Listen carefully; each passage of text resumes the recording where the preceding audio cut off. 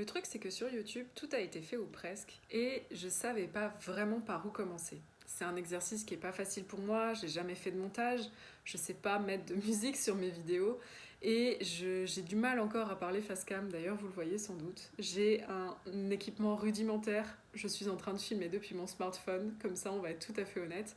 Mais j'avais envie de tenter l'aventure parce que c'est une autre manière d'envisager le retour. Et je me suis dit, il va falloir te présenter. Une présentation toute seule, c'est un peu chiant. On n'est pas à l'école, on n'est pas en entreprise. Je ne vais pas vous faire un PowerPoint avec qui suis-je, ma vie, mon œuvre. Et je me suis dit à un moment donné, il faut que tu parles de tes lectures. Et par où commencer, sinon par ma pile à lire.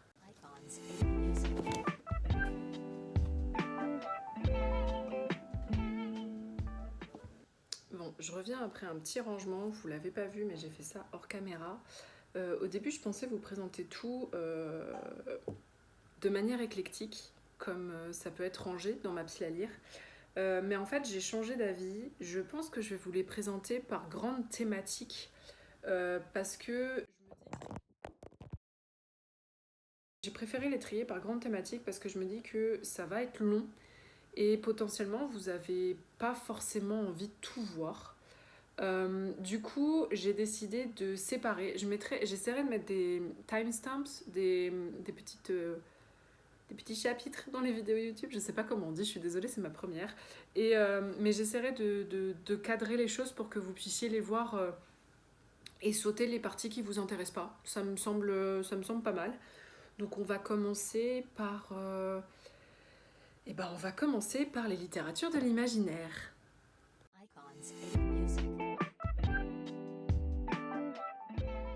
Du coup, pour les littératures de l'imaginaire, je vais commencer avec le premier tome d'une trilogie de Tomi Adeyemi qui s'appelle De sang et de rage. Oui, tout le monde en parle. Non, je ne l'ai pas encore lu et c'est pour ça qu'il est dans ma pile d'ailleurs. Ça, je vous l'avoue, je l'ai trouvé vraiment pas cher du tout sur Vinted et du coup, je me suis dit, allez, lance-toi. Je l'ai toujours pas lu parce que j'avoue, je suis pas. Il me semble que c'est du young adult, si je dis pas de bêtises, donc c'est plutôt du jeunesse. Quand je dis jeunesse, c'est adolescent. J'avoue que je suis pas d'humeur, donc je l'ai repoussé longtemps. Je sais qu'il est beaucoup apprécié, il est aussi décrié parce que aucun livre ne fait vraiment l'unanimité. Mais du coup voilà, donc je l'ai pas encore commencé, mais il est dans ma pile et j'espère le commencer. J'avoue, ce qui m'embête aussi, c'est que comme c'est un premier tome, j'ai peur que si ça me plaît beaucoup, je vais vouloir le 2 et le 3. Et ça va mettre un coup dans l'aile de mon objectif de finir ma pile à lire. Donc c'est peut-être aussi pour ça que je le repousse, pour être sûre de pouvoir avoir le temps de m'y consacrer entièrement. Dans les littératures de l'imaginaire, toujours, on a Fleur d'Oko, tome 1, de Laetitia Danaé. C'est un exemplaire et dédicacé, parce que j'ai rencontré l'autrice à Westurland 2024. J'ai beaucoup accroché avec elle, la discussion était vraiment très intéressante. Et du coup, je me suis fait dédicacer cet exemplaire. Voilà. Donc pareil, ça fait donc plus d'1 an qu'il est dans ma pile à lire. C'est du jeunesse aussi, donc c'est quelque chose que j'ai repoussé. Mais je pense que je vais me lancer parce que quand je serai d'humeur, à mon avis, ça va être voilà. Et il m'a été recommandé en plus par une copine, donc j'ai un peu confiance. Ensuite, on va passer sur Cœur de cyclone de R. Sennelier aux éditions Marathon Édition. Donc, c'est une petite maison d'édition indépendante. Pour rien vous cacher, je connais l'autrice parce qu'on a été sur des mêmes plateformes d'écriture. Et du coup, quand j'ai vu qu'elle avait sorti son roman, et surtout quand j'ai vu le roman sur le stand des maisons d'édition de la maison d'édition à Westurland, je me suis dit ok, c'est un signe. Et du coup, je l'ai pris. Donc c'est une histoire de dragons, c'est de la fantaisie, c'est une histoire de dragons, mais des dragons qui sont fabriqués par leurs dragonniers. Et du coup, il y a tout un univers là-dessus. Et pour du coup connaître un peu l'autrice et avoir un aperçu de sa plume et de ses univers, je pense que ça peut être vraiment très très chouette. Et du coup, voilà, pour moi, c'est du tout public, si je dis pas de bêtises. J'ai pas l'impression que ce soit vraiment catalogué young adult. Mais je dirais quand j'aurai terminé de le lire. Ensuite, on a un recueil de nouvelles que j'ai vu sur les vidéos de Margot Rito, dont j'aime beaucoup la chaîne et que je suis aussi sur les réseaux. Et du coup, c'est La pilule suivie de Big Girl de Meg Ellison. J'aime beaucoup les recueils de nouvelles. Je trouve qu'en France, on leur fait pas assez justice parce que c'est un exercice littéraire qui est vraiment passionnant, tant en tant qu'autrice que lectrice. Et voilà, c'est quelque chose qui m'intéresse beaucoup, comment faire tenir un univers ou un concept en très peu de pages. Et en plus, ça a l'air d'être un peu de la SF, et moi j'aime la SF. Voilà, vous saurez. J'aime pas la SF des vieux mecs blancs réac, mais j'aime la SF. Et donc ça me donnait très envie. Et il y a un roman aussi qui s'appelle Le livre de la sage-femme sans nom, aux mêmes éditions, qui est sorti. Mais j'avoue, j'ai été au plus raisonnable, financièrement parlant, en me disant qu'en plus c'est toujours un bon aperçu de commencer par des nouvelles pour voir un peu ce que ça donne, si on adhère au concept, si on adhère à la plume. Et même si ça peut être très différent entre la nouvelle et le roman, il y a des gens qui sont très bons nouvellistes et très mauvais romanciers et inversement. Mais du coup, voilà, j'avais envie de tester ça comme un petit bonbon qu'on goûte avant de plonger dans le grand bain. Ensuite, alors, celui-là, il est un peu particulier. Je sais pas vraiment si je dois le caser dans les littératures de l'imaginaire, mais j'ai décidé que oui. C'est Zizi Cabane de Bérengère Cournu. Je vous avoue, je sais même pas pourquoi je l'ai pris. Voilà, la surconsommation. Je sais même pas. Je crois que je l'ai pris chez Gibert, ça c'est sûr, parce que j'ai encore l'étiquette. Mais je crois que ce qui m'intéressait, c'est que déjà la couverture, je la trouvais sympa. J'ai déjà lu des livres de cette maison d'édition. Attendez que je la retrouve. Le Tripode.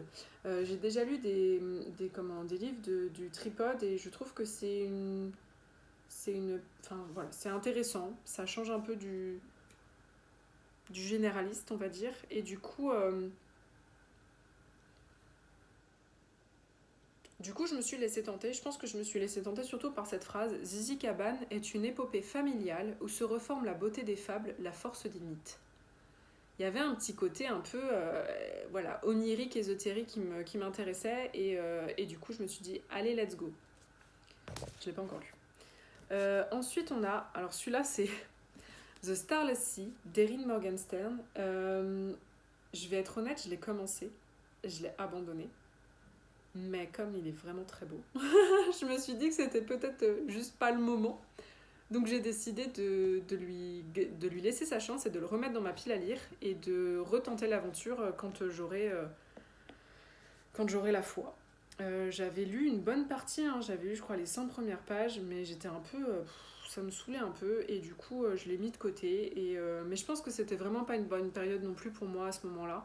Donc c'est peut-être pas plus mal que je l'ai reposé et que je décide de lui redonner une chance un peu plus tard. Et en plus, pardon, cette couverture. Il est en anglais pour le coup, mais je sais qu'il a été traduit en français, du coup sous le titre La mer sans étoiles. Voilà.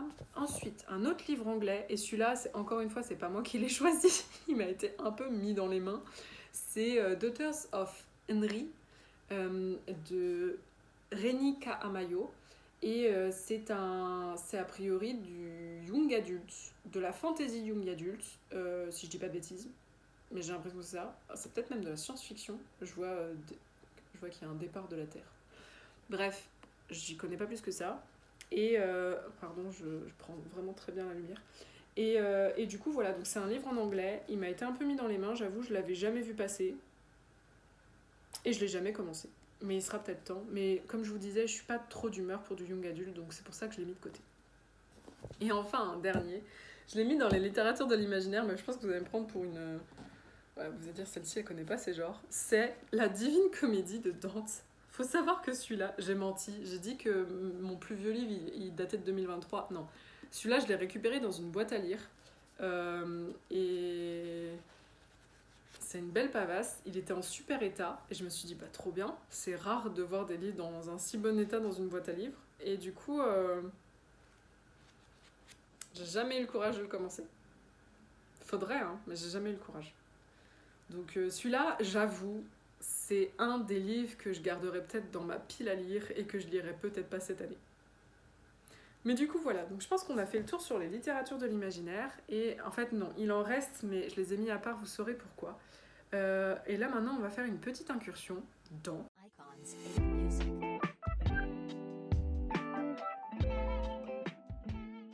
Du coup, j'ai essayé de faire une séparation entre la littérature généraliste que j'appelle de fiction et la littérature généraliste autobiographique. Il y en a un sur lequel je suis vraiment pas sûre, mais bon, on va commencer comme ça. Donc le premier, c'est Amour et baffe de Schneck de Dorothy Allison et Joanne Nessel, qui sont deux lesbiennes militantes américaines. Et du coup, c'est une correspondance en fait qui a été retrouvée. C'est des lettres qui datent des années 80 et qui ont été échangées entre les deux autrices et qui ont été publiées par la maison d'édition Hystérique et Associés, dont j'aime beaucoup le travail. Ce sont eux qui ont édité Stone Butch Blues de Leslie Feinberg, qui est une masterpiece, un de mes livres vraiment préférés. Très très très très dur, mais vraiment très très très très très bien. Ils ont aussi édité, je regarde en l'air parce que j'ai mes livres là-bas, ils ont édité aussi Femme de Joanne Nessel, du coup une des deux autrices de cette correspondance, qui est du coup très intéressant parce que pareil, c'est une non-fiction en fait qui parle justement de la figure de la femme dans les dynamiques lesbiennes, de la dynamique butch-femme qui a été vraiment très récriée dans les années 70 parce que certaines personnes considéraient que c'était refaire en fait le patriarcat mais en mal, l'hétéronormativité en mal. Et du coup, Joanne Nessel reparle de ça en fait, reparle du fait que on parle beaucoup des butch, pas assez des femmes, qu'il y a encore une misogynie internalisée et appliquée aux femmes. Et du coup, elle parlait de ça et c'était entrecoupé de textes érotiques et c'était de son cru. C'était vraiment une lecture que j'ai beaucoup appréciée et je l'ai beaucoup aimée. Et du coup, donc Hystérique et Associés, voilà, c'est une maison d'édition que je suis de près. Elle propose vraiment des ouvrages dont on n'a pas l'habitude et je pense que c'est des ouvrages qui sont importants dans notre histoire, dans l'histoire queer, dans l'histoire mais même des travailleuses du sexe, des populations minorisées. Et du coup, chacun de leurs titres me fait envie. Mais comme je sais que c'est des textes qui peuvent être très durs, j'y vais avec parcimonie. Mais du coup, voilà. Donc celui-là, je l'ai reçu il n'y a pas très longtemps. Et j'espère pouvoir m'y consacrer bientôt. Ensuite, on a Que le diable m'emporte, un récit de Mary MacLane. Celui-là, je vais pas vous mentir, je l'ai lu parce que j'ai lu un roman qui s'appelle... il s'appelle comment ? Qui s'appelle Plain Bad Heroines de Emily M. Dunforth. Et du coup, alors, je l'ai lu en anglais. Et en fait, c'est l'histoire d'un accident dans un pensionnat du début du XXe siècle, un pensionnat de filles.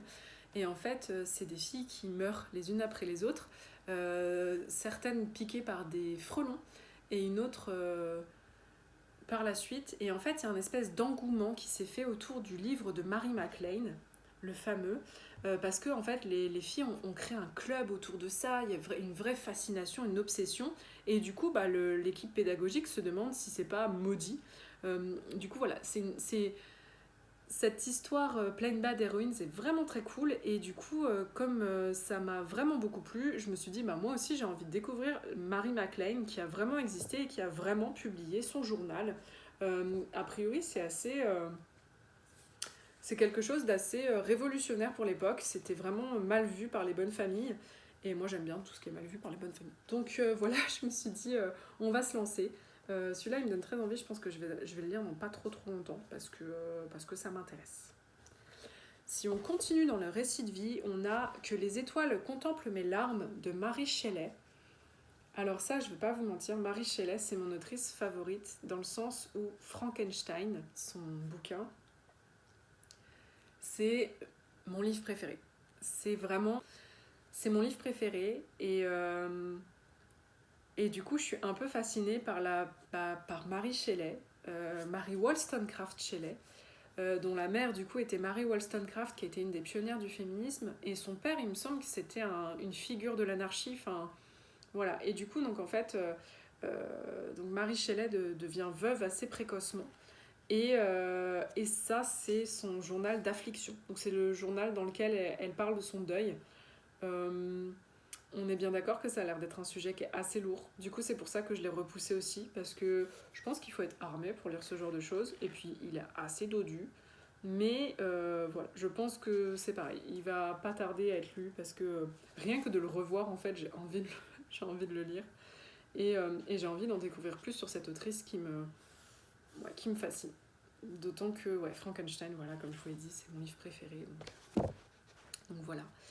Donc ça, c'était la partie autobiographique. Celui, j'hésite si c'est de l'autobiographie, enfin, j'arrive pas trop à savoir, c'est Mes coups seront mes mots de Ibizo Boy et Youssef Salam. C'est inspiré d'une histoire. Ah bah c'est inspiré de l'histoire de Youssef Salam. Ok. Et du coup, c'est en vers libre. Voilà, je sors complètement de ma zone de confort avec ce roman, enfin ce roman-là. Je sais pas si vous voyez bien. Non, vous voyez rien du tout. Je vous montre mal. Voilà, c'est en vers libre. Donc c'est une construction qui est particulière. Je sais pas si ça... J'ai l'impression que tout le monde le connaît à part moi. Mais du coup, voilà, je vais me lancer et puis je vous dirai ce que ça donne. Et maintenant, on va passer à la littérature généraliste. Mais avant, je vais aller boire un verre.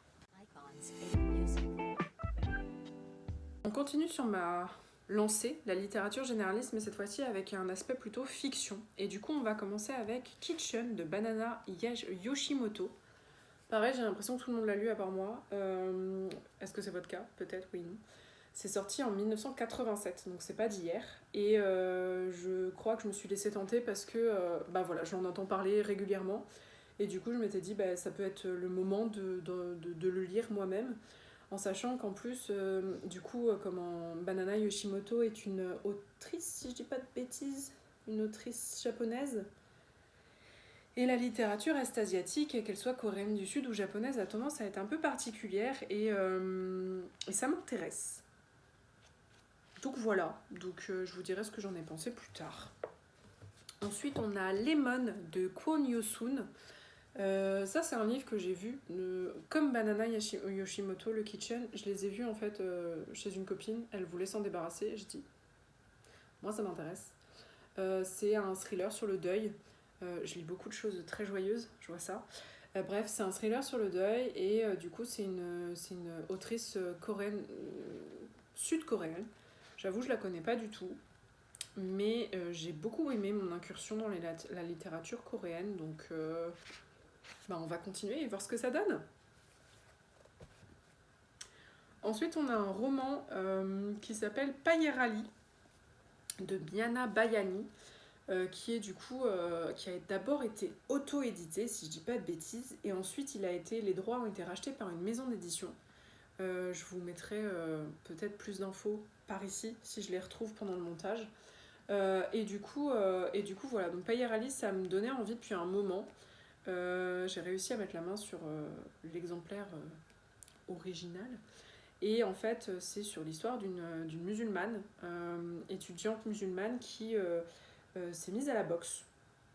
Voilà. Et du coup, c'est ça, il me semble. Et a priori, voilà, donc c'est une histoire d'amour. Il y a un discours sur le fait d'être musulmane en France, j'imagine. Et puis la boxe, que je connais pas du tout, donc je me suis dit, why not? C'est un beau bébé. Voilà, mais je pense que ça c'est pareil, il me donne très envie, donc je suis contente de l'avoir mis de côté. Ensuite, là on passe complètement sur n'importe quoi, c'est La plus secrète mémoire des hommes de Mohamed Mbougar Sarr. Il a remporté le Goncourt il y a quelques temps, je sais plus combien de temps. Je vous avoue, je l'ai pris. Je l'ai pris juste parce qu'il était à 2€ chez Gibert. Et je me suis dit, 2€ sur un gros livre comme ça, vas-y, je prends. Ce qui est ridicule, mais du coup, parce qu'il vaut 22,09€. Et du coup, en fait, après j'ai lu le résumé, après uniquement. Je vous l'ai dit en début de vidéo, je lis les résumés qu'à la fin. Et je pense que je suis pas prête. Je pense que je suis pas prête. J'ai envie de le tenter quand même parce que pourquoi pas.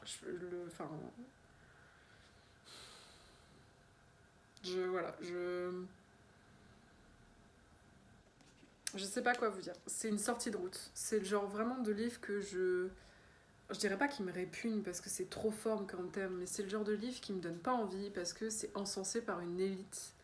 Après, parfois je me dis c'est encensé par une élite pas pour rien. Parfois si, hein. Faut pas faire confiance aux élites.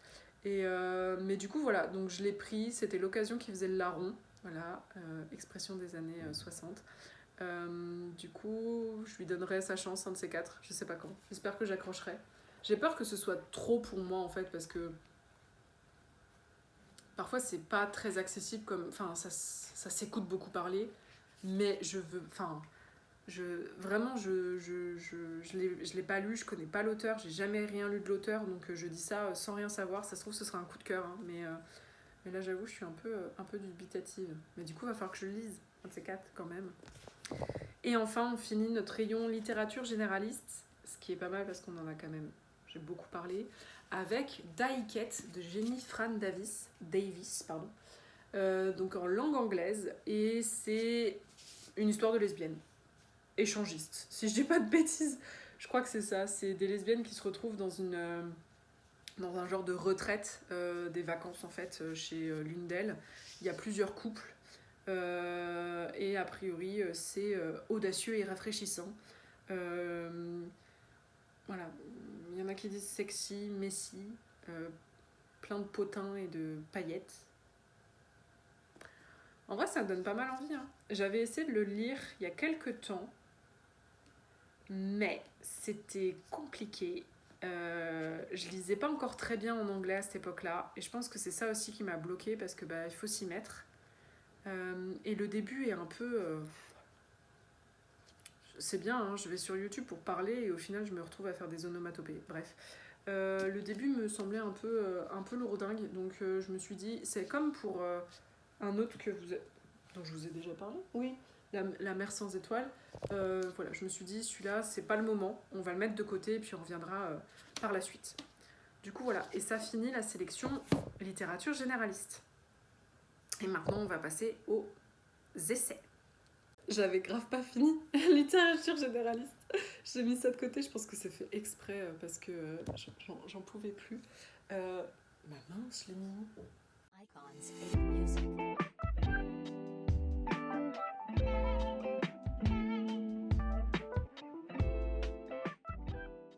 J'ai deux autres livres dans la littérature généraliste. C'est Sauvagine de Gabriel Filto-Shiba et suivi de Bivouac. Je les mets ensemble parce qu'en fait, ça fait partie d'un triptyque écoféministe écrit par l'autrice qui est du coup québécoise. Et en fait, j'ai lu hier, donc c'est tout neuf, spoiler, j'ai lu En cabané de la même autrice. Et donc, a priori, les trois font partie d'un même univers.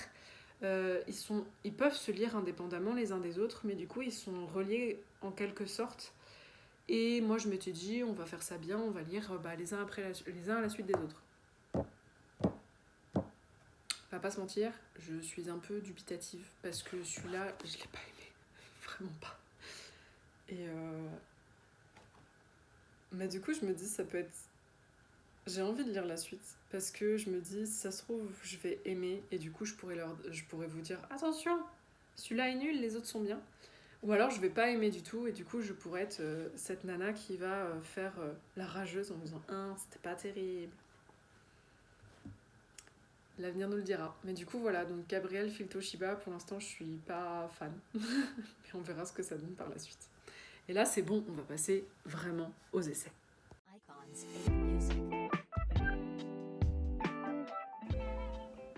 Du coup, pour les essais, c'est pareil, je tape un peu éclectique.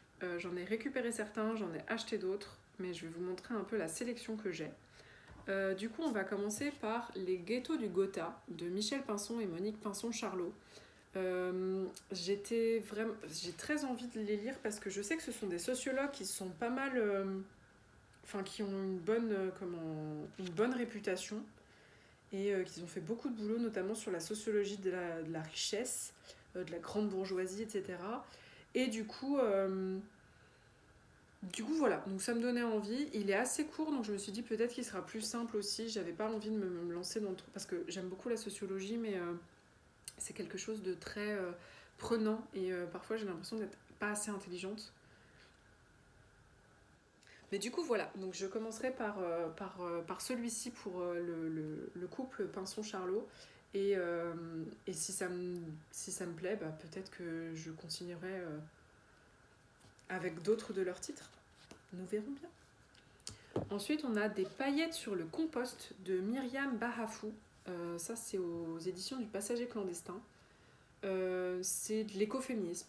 Voilà, c'est tout ce que j'ai à dire. Ensuite, on va avoir ce livre, j'adore la couverture. C'est Against White Feminism de Rafia Zakaria. C'est un livre du coup qui est aux éditions Penguin, donc c'est un livre en anglais. J'avais déjà lu, alors c'est White Tears, Brown Scars de Ruby Ahmad, je vous mettrai la capture ici si j'y arrive, et ça m'avait vraiment mis une claque, encore plus en tant que meuf blanche, parce qu'il y a des choses où j'avais pas conscience du tout. Et du coup, bah ça c'est un peu, je dirais pas la suite, mais je pense que c'est une autre... je pense que voilà, ça va être très intéressant. Je pense que je vais prendre une claque, mais c'est fait pour. Et j'ai hâte de m'y mettre parce que ça a l'air d'être quelque chose d'assez... Ouais, je pense que ça... Ouais, c'est... Je perds complètement mes mots. Elle veut aller sur YouTube et elle sait plus parler. Bref, continuons. La suite avec Hijab Butch Blues de Lamia H. Donc ça c'est pareil, c'est en anglais. C'est pareil, l'édition je la trouve très belle. C'est comme en... Je pense que le titre parle de lui-même en vrai. Je l'ai pas lu, mais je pense que le titre parle de lui-même. Et du coup, voilà, ça m'intéressait d'avoir un peu cette vision qu'on a très peu. Parce que on a tendance à être assez matrixé par des récits queer blancs. Et c'est intéressant aussi de voir les points de vue des personnes racisées, donc elles font partie de la lutte depuis des décennies. Et j'ai trouvé en plus intéressant que le titre rappelle Stone Butch Blues, dont j'ai parlé un peu plus tôt, de Leslie Feinberg. Du coup voilà, donc ça me donnait envie, donc je l'ai mis de côté. Et pareil, quand j'aurai un peu la dispo mentale... Ensuite, on a Faire famille autrement de Gabrielle Richard. Ça, c'est pareil, je l'ai récupéré dans une pile de romans, de livres qui allaient partir chez une copine. Et du coup, ça m'intéressait parce que pourquoi pas. Sortir de l'hétérosexualité et du modèle hétéronormé, c'est toujours bien. Capitalisme gore de Sayak Valencia. Ça c'est pareil, ça m'intéressait parce que je l'ai vu, j'ai vu une review dessus et c'est la personne qui a fait la review qui l'a donné et ça m'intéressait. Donc on est anticapitaliste aussi ici. Et enfin, Corps Noir de Christelle Bakima Punza. Je l'ai vu passer sur les réseaux à un moment donné, il a beaucoup fait parler de lui, la couverture est vraiment très belle. Je crois que c'est comment... Ouais, c'est écrit en gros, il y a un peu des... Voilà, c'est un peu novateur dans la mise en forme et ça avait l'air intéressant, donc je me suis dit allez on se lance et c'est pareil, c'est une copine qui le donnait, donc voilà. Oui parce que on fait une petite pause là-dessus. Ma pile à lire est composée de livres d'occasion et de livres que j'ai récupérés. C'est pas que des livres que j'ai achetés. Donc vous pourriez vous dire, mais du coup, c'est pas de la surconsommation ou je sais pas quoi. Et en fait, le truc, c'est que le problème, c'est que même quand c'est facile d'avoir ces livres-là, ça s'accumule. Et je pense que c'est un système, en fait. C'est un mécanisme de se dire, si j'accumule des bouquins, pour moi, ça participe un peu à cette surconsommation. Et du coup, je trouve intéressant de recalibrer un peu tout ça. Et enfin, on va passer à la dernière catégorie.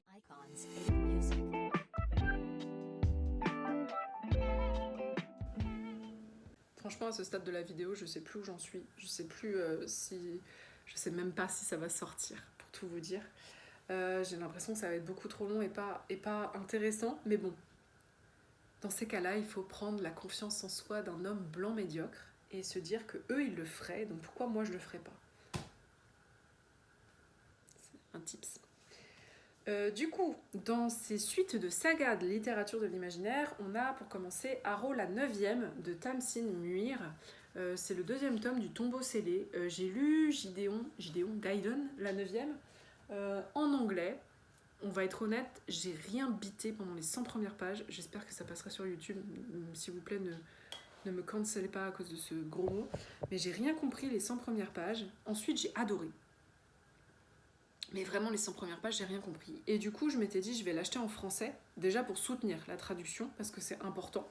Parce que même s'il faut se battre aussi pour que nos auteurs francophones et autrices francophones soient mis en avant, je m'étais dit que des traductions de ce genre de récits, on n'en a pas souvent et il faut les soutenir auprès des maisons d'édition pour qu'ils continuent, soit qu'ils nous prennent la suite déjà pour commencer, soit qu'ils continuent à prendre des risques avec ce genre de traduction. Et du coup je l'ai acheté en français dans l'idée de le relire en me disant comme ça ce sera plus simple dans ma tête et d'enchaîner sur le deuxième tome. J'ai pas encore eu le courage de le faire parce que c'est des beaux bébés et ici écrit petit, c'est Actes Sud, donc Actes Sud c'est jamais écrit gros. Et du coup voilà, donc je sais qu'on en a au moins 4 dans la série, je sais pas s'il y en a plus, mais je sais qu'il y en a au moins 4. Donc voilà, faut que je m'y remette. Mais en fait, comme c'est des sagas que. Enfin, le premier tome, je l'ai lu à un moment. J'ai peur d'avoir oublié pas mal de choses. Et du coup, je voudrais relire le premier tome avant de lire le deuxième. Du coup, voilà. Voilà. Ensuite, on a. Alors, lui, c'est particulier parce que c'est à la fois une suite, enfin, un préquel, et en même temps, je pense qu'il peut se lire indépendamment. C'est La balade du serpent et de l'oiseau chanteur, Hunger Games. Alors, oui, tout le monde l'a déjà lu. Et en plus, il y en a un autre qui est sorti il n'y a pas longtemps, je n'ai même pas le temps de suivre. Mais du coup, celui-là, j'étais passée à côté parce que Hunger Games, je les ai beaucoup aimés. Je les ai lus quand j'étais ado, enfin jeune adulte. Ça a été un coup de cœur phénoménal. Ça a d'ailleurs déclenché ma passion pour la dystopie à l'époque, donc j'en ai bouffé, mais je les ai toutes lues, je crois. Il y en a beaucoup moins d'aussi bien que Hunger Games, qui a un peu cassé le game. Tadam. Mais du coup, voilà, donc je suis passée à côté parce que j'avais l'impression que c'était un peu du refeu-le-meuleux. Pareil, expression des années 60. Et du coup, j'étais pas. J'avais l'impression en fait que l'autrice, comme peuvent le faire certains auteurs et certaines autrices, c'était de tirer un peu sur la corde de la saga pour pouvoir en faire toujours plus, pour pouvoir avoir toujours plus de sous. J'ai quelques noms en tête, mais il y en a un que je vais pas citer parce que je boycotte. Mais du coup voilà, donc j'avais peur que ce soit ça et en fait on m'en a reparlé il y a pas si longtemps en me disant mais non pas du tout, c'est une tech qui est vraiment très cool, enfin très cool, c'est un approfondissement en fait de l'univers d'Hunger Games et du coup ben je l'ai pris, pareil je crois que je l'ai trouvé d'occasion, peut-être pas celui-là, mais bon je l'ai pris et dès que j'aurai du temps, dès que je serai dans d'humeur young adulte on va dire, je pense que je me lancerai. Ensuite, on va partir sur la suite d'un premier tome. Alors, le premier tome s'appelle Legendborn de Tracy Deonn. Moi, je l'ai lu en anglais. J'ai eu un coup de cœur phénoménal pour l'histoire. C'était vraiment trop bien. J'ai vu qu'il avait été traduit en français. Je ne l'ai pas lu en français, donc je ne peux pas vous dire ce que donne la traduction. Mais du coup, comme je l'ai lu en anglais, je voulais la suite en anglais. Et je les ai toujours pas lus. Parce que je suis comme ça. Et non, là c'est pareil, en fait j'explique. Je voulais relire Legendborn pour pouvoir lire Bloodmarked. Et quand j'ai commencé à me dire tiens ce serait bien que je le fasse, j'ai appris que Oathbound allait sortir, donc le 3e tome qui est là. Et du coup je me suis dit je vais attendre d'avoir les 3, comme ça je pourrai les lire les uns à la suite des autres. Du coup ça y est, c'est chose faite, j'ai les 3. Faudra que je m'y mette. Mais du coup, et je suis juste un tout petit peu déçue, c'est que comme j'ai attendu en fait pour acheter Legendborn et Bloodmarked, je les ai en petit format, sauf que il vient de sortir, mais du coup il est sorti en grand format. Voilà, donc ça c'est mon côté comment psychorigide, je vais le revendre et j'achèterai le plus petit format quand il sortira parce que du coup je suis un mouton en fait. Mais j'aime bien avoir une certaine cohérence. Du coup voilà, donc ça je suis très enthousiaste parce que j'avais vraiment adoré le premier tome. Je pense que j'ai un peu peur de lire la suite parce que j'ai peur que ce soit pas au niveau. Il y a peut-être un peu de ça aussi. voilà, j'ai un peu de mal à me lancer. Mais ça va le faire. Ça va le faire. Et enfin le dernier, et là c'est pareil, je voulais relire le premier tome avant de me lancer dans le deuxième, parce que ça fait des années que je l'attends. Et bah comme ça fait des années que je l'attends, j'ai mis plusieurs mois avant de me relancer, et je suis toujours pas lancée dedans. Donc un de ces quatre, je pense que je vais me trouver une journée pour me faire ça, parce que c'est des beaux bébés. C'est Moi ce que j'aime, c'est les monstres, d'Émile Ferris, et du coup c'est le livre deuxième. Le premier est exactement le même format. Voilà, c'est un très très beau bébé. C'est un roman graphique entièrement dessiné au stylo bille. Et il faut savoir que l'autrice, elle a eu un AVC, je crois, si je dis pas de bêtises. Et en fait, le fait de dessiner au stylo, ça a été un peu sa thérapie. Et l'histoire est vraiment trop cool. C'est une petite... c'est une fille... C'est comment? C'est une jeune ado queer dans les années 80 aux États-Unis. Je sais plus. C'est une petite ado queer qui se voit comme un monstre, elle se voit comme loup-garou, elle est personnalisée là. Et en fait, elle va essayer de. Elle navigue entre son amour pour les histoires d'horreur, ce qui fait qu'elle est un petit peu, comment, marginale. Et elle a des amis, elle se fait des amis, et surtout, il y a un espèce de drame familial qui a eu lieu dans son immeuble. Et elle enquête pour comprendre ce qui s'est passé. Et elle déterre des secrets qu'elle ne devrait pas déterrer. Et je me souviens que moi, le premier livre, ça avait été vraiment un coup de cœur phénoménal. Je m'en étais pas remise. Et, du coup, je pense que j'avais pas saisi toutes les subtilités non plus, parce que c'était à une époque où je commençais à diversifier mes lectures, mais sans avoir... Enfin, je découvrais en fait certaines parties de moi que je connaissais pas, et notamment le fait d'aimer les histoires d'horreur. J'ai toujours été une flippette, et du coup je pensais que l'horreur ce serait jamais pour moi. Et finalement, ces dernières années, je me rends compte que c'est quelque chose de vraiment très chouette, toute proportion gardée, mais c'est quelque chose qui me plaît, c'est cathartique, il y a des réflexions politiques qui sont vraiment très intéressantes, des réflexions sur soi aussi, ça parle beaucoup de son propre... de sa propre place dans le monde, de sa vision du corps, des relations, etc. Et je trouve que c'est vraiment super intéressant. C'est un genre qu'on laisse un peu trop de côté en mode ouais, c'est juste du sang et des viscères. Il n'y a pas que ça. Il y en a, hein, on va pas se mentir, mais il n'y a pas que ça. Et du coup, moi, ce que j'aime, c'est les monstres. Je pense que ça a été ma porte d'entrée. Je me suis rendu compte qu'en fait, il y avait un vrai truc, et même en tant que flippette autoproclamée, on peut trouver en fait chaussure à son pied dans le monde de l'horreur.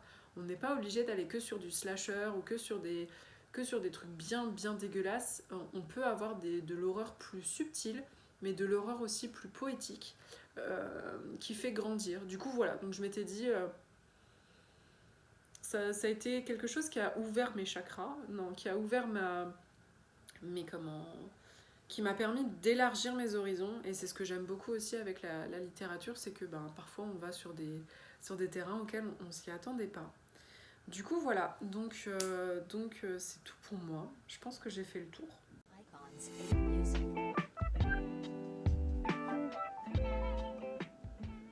Donc voilà, pour les plus observateurs et observatrices d'entre vous, vous remarquerez que ma pile à lire a repris sa place dans son étagère attitrée.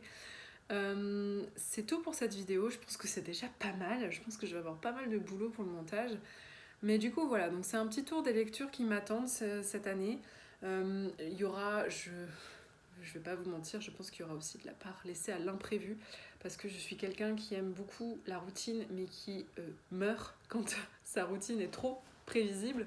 Du coup, je vais sans doute craquer pour des textes auxquels je m'attendais pas. Mais voilà, donc l'idée c'est de vous faire un retour de mes lectures régulièrement.